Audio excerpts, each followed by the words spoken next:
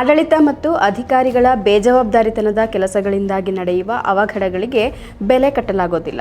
ಅದರಲ್ಲೂ ಈಗಷ್ಟೇ ಪ್ರಪಂಚವನ್ನು ಬೆರಗುಗಣ್ಣಿನಿಂದ ನೋಡಲು ಆರಂಭಿಸಿದ ಪುಟ್ಟ ಮಗುವೊಂದರ ಸಾವಿನ ದುರ್ಘಟನೆಗೆ ಯಾವುದೇ ಬೆಲೆ ತೆರಲು ಸಾಧ್ಯವೇ ಇಲ್ಲ, ಮತ್ತೆ ಕ್ಷಮೆಯೂ ಇರೋದಿಲ್ಲ.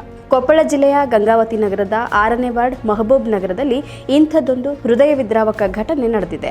ಜಿಲ್ಲಾಡಳಿತದ ಬೇಜವಾಬ್ದಾರಿತನದಿಂದಾಗಿ 6 ವರ್ಷದ ಬಾಲಕ ಆಜಾನ್ ಹರಿಯುವ ಕೊಳಚೆ ಕಾಲುವೆಗೆ ಬಿದ್ದು ನೀರಿನಲ್ಲಿ ಕೊಚ್ಚಿ ಹೋಗಿದ್ದಾನೆ. ಕಸ ಕಡ್ಡಿಗಳಿಂದ ತುಂಬಿ ಹೋಗಿದ್ದ ಕಾಲುವೆಯನ್ನು ಶುಚಿಗೊಳಿಸಲು ಅದಕ್ಕಿದ್ದ ತಡೆಬೇಲಿಯನ್ನು ತೆರವುಗೊಳಿಸಲಾಗಿತ್ತು.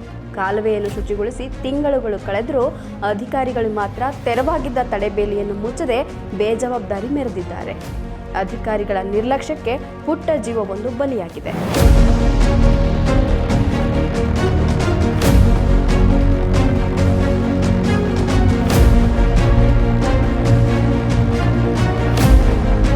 ಮನೆ ಪಕ್ಕದಲ್ಲಿದ್ದ ದುರ್ಗಮ್ಮನ ಹಳ್ಳದ ಬಳಿ ಆಟವಾಡುತ್ತಿದ್ದ ಆಜಾನ್ ಎಂಬ ಬಾಲಕ ಕಾಲು ಜಾರಿ ಹಳ್ಳಕ್ಕೆ ಬಿದ್ದು ನೀರಿನಲ್ಲಿ ಕೊಚ್ಚಿ ಹೋಗಿದ್ದಾನೆ. ಈ ಘಟನೆಯಿಂದ ಗಂಗಾವತಿ ನಗರ ಪ್ರದೇಶದಲ್ಲಿ ಶೋಕಸಾಗರ ಆವರಿಸಿದೆ. ಬಾಲಕನ ಶವ ಪತ್ತೆಗೆ ಹುಡುಕಾಟ ನಡೆಸಿದ್ದಾರೆ.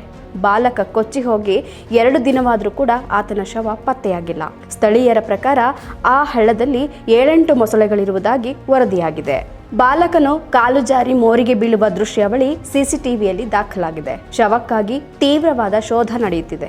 ಇನ್ನು ಮಗುವನ್ನು ಕಳೆದುಕೊಂಡಿರುವ ಪೋಷಕರ ಆಕ್ರಂದನ ಮುಗಿಲು ಮುಟ್ಟಿದೆ. ಅಧಿಕಾರಿಗಳ ಬೇಜವಾಬ್ದಾರಿಯನ್ನು ಎಚ್ಚರಿಸಲು ಒಂದು ಜೀವವನ್ನೇ ಬಲಿ ಕೊಡಬೇಕಾಯಿತೆ ಎಂಬ ಪ್ರಶ್ನೆ ಎಲ್ಲರನ್ನೂ ಕಾಡಿದೆ. ಗಂಗಾವತಿಯ ಮೆಹಬೂಬ್ ನಗರದಲ್ಲಿ ನಿನ್ನೆ 10ವರೆಗೆ ಒಂದು ಮಗು ಆಟ ಆಡ್ತಾ ಬರ್ತಾ ಇರ್ತಕ್ಕಂಥ ಮಗು ನಿನ್ನೆ ಕಾಲು ಜಾರಿ ಇಲ್ಲಿ ಹಳ್ಳದಲ್ಲಿ ಬಿದ್ದಿದೆ.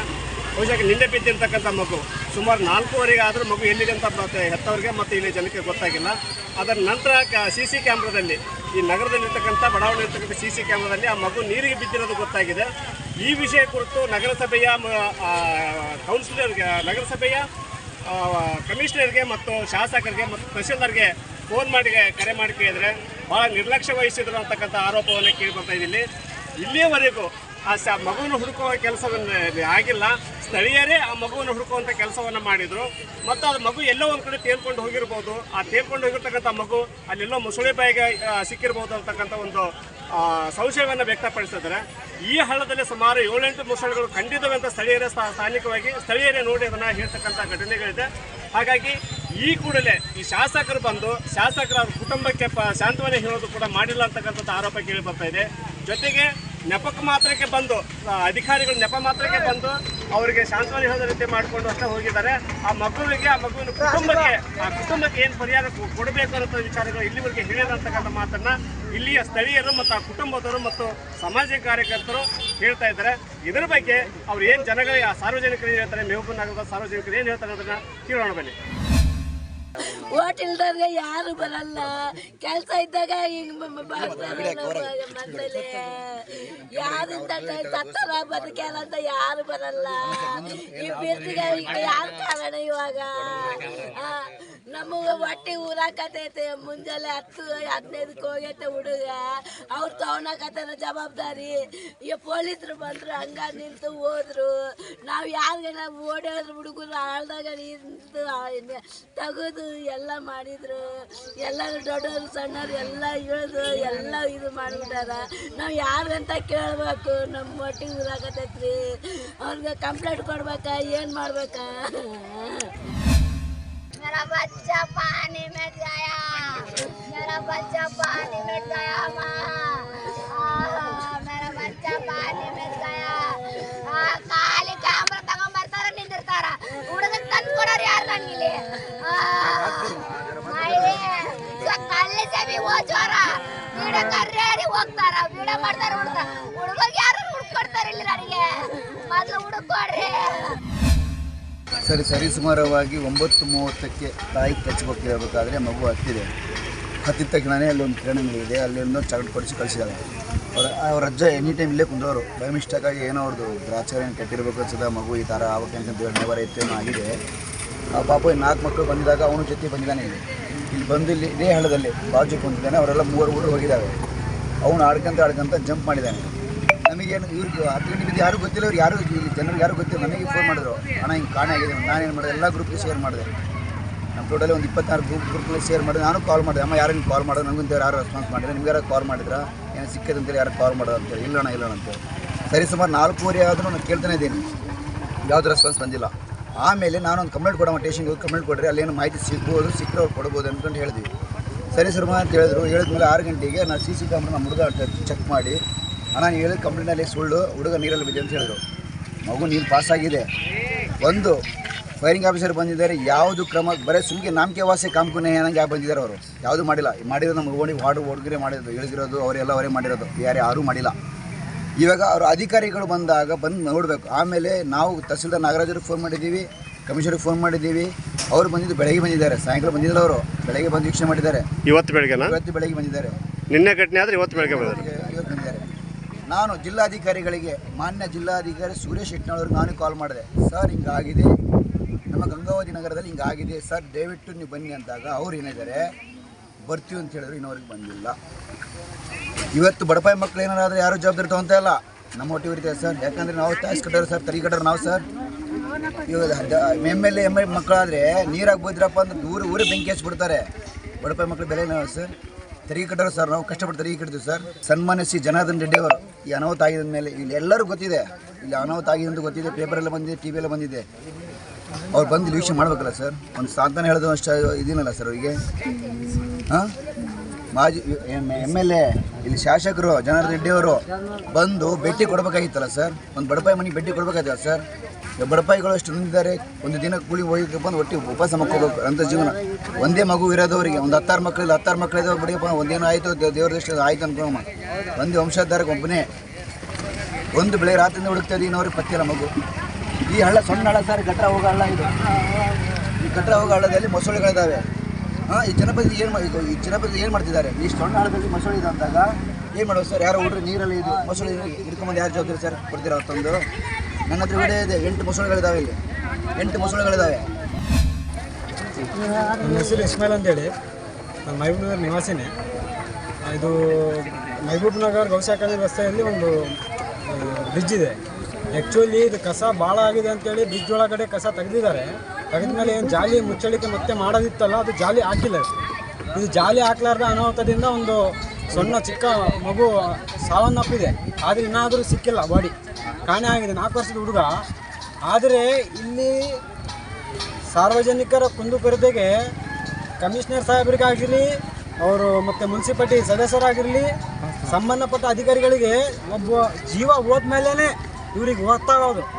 ಆವಾಗ ಮಟ್ಟ ಯಾವುದು ಗೊತ್ತಾಗೋದಿಲ್ಲ ಇವರಿಗೆ. ಇವರೇನಪ್ಪ ಅಂತಂದರೆ ತಮ್ಮ ಕೆಲಸಗಳನ್ನು ಯಾವ್ಯಾವ ಮಾಡೋದಿರ್ತದಲ್ಲ ಅವು ಮಾಡೋಕ್ಕೆ ಹೋಗಲ್ಲ, ಬೇರೆ ಬೇರೆ ಕೆಲಸಗಳು ಮಾಡ್ತಾರೆ ಅಷ್ಟೇ. ಎದಕ್ಕಪ್ಪ ಅಂತಂದರೆ ಇವರಿಗೆ ಸ್ವಲ್ಪನೂ ಸಾರ್ವಜನಿಕರ ಬಗ್ಗೆ ಸ್ವಲ್ಪ ಕಾಳಜಿ ಇಲ್ಲ. 10 ಸುಮಾರಿಗೆ ಹುಡುಗ ಕಾಣೆಯಾಗಿದ್ದಾನೆ ಅಂತೇಳಿ ಅವ್ರ ತಂದೆ ತಾಯಿ ಎಲ್ಲ ಕಡೆ ಹುಡುಕಿದ್ರು. ಆ ಮಗುವೊಂದು ಫೋಟೋ ತಗೊಂಡು ಎಲ್ಲದೂ ವಾಟ್ಸಪ್ ಗ್ರೂಪಲ್ಲಿ ಪೋಸ್ಟ್ ಬಿಟ್ಟಿದ್ವಿ. ನಂತರ 3-4 ಗಂಟೆ ಆವಾಗ CCTV ಸೆರೆಯಲ್ಲಿ ಮಗು ಈ ಥರ ಹಳ್ಳದಲ್ಲಿ ಬಿದ್ದಿದೆ ಎಂದು ಗೊತ್ತಾಯಿತು. ನಂತರ ಕಾರ್ಯಾಚರಣೆಗೆ ಎಲ್ಲ ಹುಡುಗರು, ಏರಿಯಾದ ಎಲ್ಲ ಹುಡುಗರು ಹಳ್ಳದಲ್ಲಿ ಇಳಿದು ಇದರಲ್ಲಿರುವ ಕಸ ಗಿಸ ಎಲ್ಲ ಸ್ವಚ್ಛ ಮಾಡಿದ್ವಿ.